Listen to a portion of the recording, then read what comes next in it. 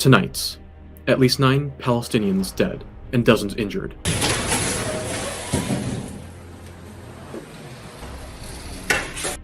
As Israeli forces fire tear gas while raiding Nablus in the West Bank.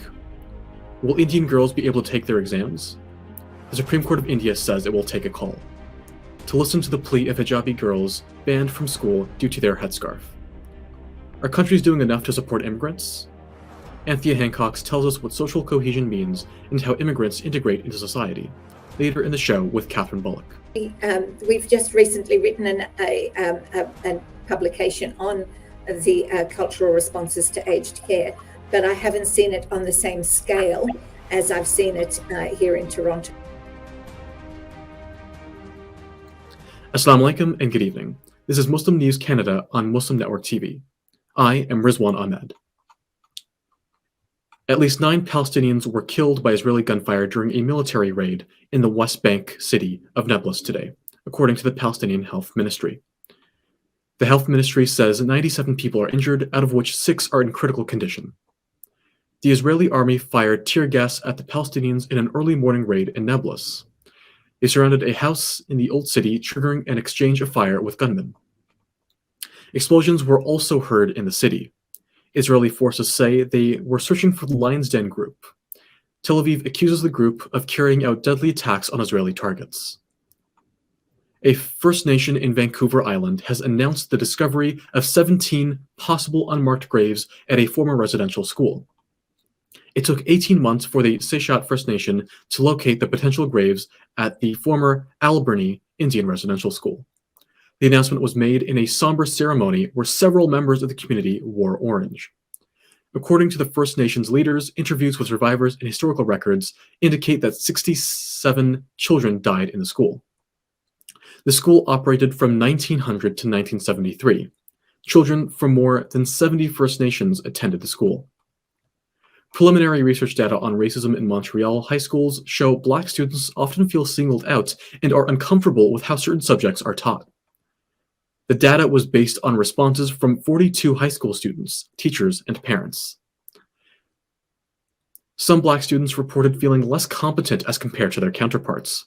The students suggested that Quebec teachers take courses on anti-Black racism. The preliminary findings were presented at a Black History Month gala last night in LaSalle, Quebec. The lead researcher in the study says it was very emotional for her to listen to the experiences of the students. The Supreme Court of India says it will, quote, take a call to the plea of girls who wear hijab who want to take their exams in Karnataka, government schools with their headscarves on. The news comes after a court split verdict on wearing hijab in schools. The school exams are beginning March 9th, and girls wearing hijab will not be allowed to take the exams. Due to ongoing controversial ban on hijab in public schools, many girls have moved to private schools.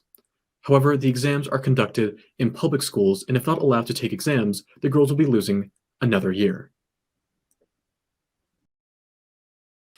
Anthea Hancock is the CEO of the Scanlon Foundation and the Scanlon Foundation Research Institute in Melbourne, Australia. She is here in Toronto for a month with the Canada Excellence Research Chair in Migration and Integration Program, otherwise known as CERC, at the Toronto Metropolitan University.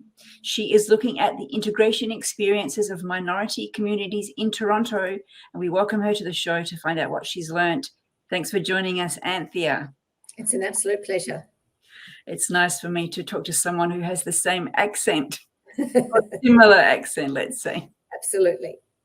When I tell people that I've met with someone who's looking at social cohesion, one of the first things is, oh, what's that mean? So just give us a basic 101. What does it mean to look at social cohesion? Social cohesion is one of those words that somebody said to me today it's around a lot, that it's being used in a lot of different ways. But for us, it really means people coming together in order to thrive and prosper. And how did you get into that kind of research? I came on as the CEO of the foundation, and the foundation's sole purpose is, in actual fact, to enhance social cohesion in Australia, and in particular, the transition of migrants into Australian society. Are you able, I want to ask you about Toronto, but I do want to just understand a little bit more about what the foundation has been doing in Australia. Just tell us about some of the projects you've been doing, or how you see social cohesion and the projects helping with that. The foundation has the opportunity to, because it's a private family foundation, it's a philanthropic foundation. So we provide grants to organizations to do a variety of work, but essentially that brings people together and helps those new arrivals into Australia to be able to pursue the sorts of outcomes that they want for their lives. In particular, programs would be ones for mothers who would otherwise be isolated, who need to bring their young children into the education sphere and understand what early childhood education is all about, and socializing and doing that in an environment in which they can speak in their mother tongue with other women who are going through similar processes. We fund other place-based programs that work with employment or literacy, or help people generally to get starts doing some more entrepreneurial activities that they might be interested in doing. It's really helping people to pursue the sort of life that they would like to live in Australia. So if I understood correctly, people will apply to you for a grant to carry out a program. And so you'll get lots of grant applications, and then you sift through them and choose the ones that you think fits the concept of social cohesion best? Absolutely. Organizations do that, yes. I vaguely remember that there was a very unique project on Islamophobia in a city in Victoria, in Melbourne, that your foundation had been part of. Are you able to shed light a little bit on what that was? Yes, it was a program specifically designed to help individuals who had experienced some sort of discrimination, including Islamophobia, to know where that they could go in order to report that experience, that they would get the sort of response that they needed around whether or not they wanted this to be something that they particularly wanted a lot, the government to know about their particular experience and how traumatic that had been for them, or whether they simply just wanted to register it. And so it was about bringing all these different community organizations together within that particular local government area so that they could coordinate how they responded to activities of discrimination and then record those. And then the local government would be informed about the degree or type of experiences of Islamophobia and others that were occurring in that area with their constituency. And now you're in Toronto in February. It's supposed to be the coldest month of the year, but because of climate change, we're having record high temperatures. Thank you for bringing the warm weather from Australia with you. Tell us what you're noticing here in Toronto with these issues that you also see in Australia.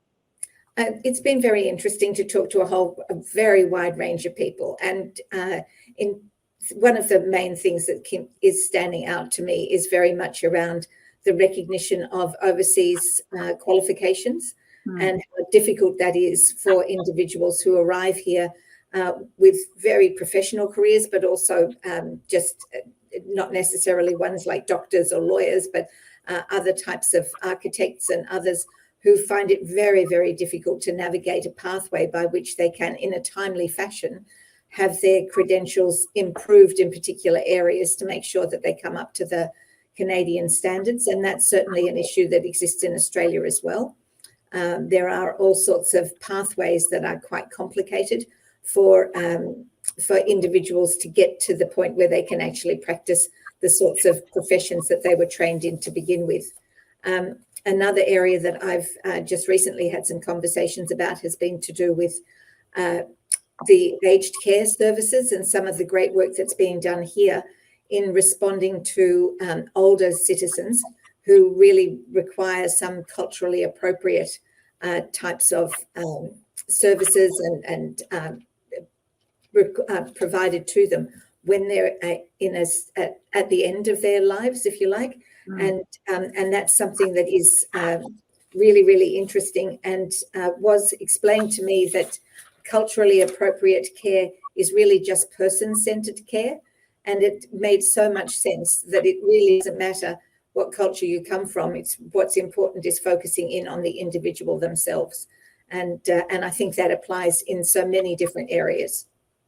So would it be right to say that the first thing you mentioned, the accreditation issue, is an issue that you've seen in Australia as well as here in Canada, but the culturally sensitive elder care is a new idea that you haven't seen in Australia, but you did learn about here?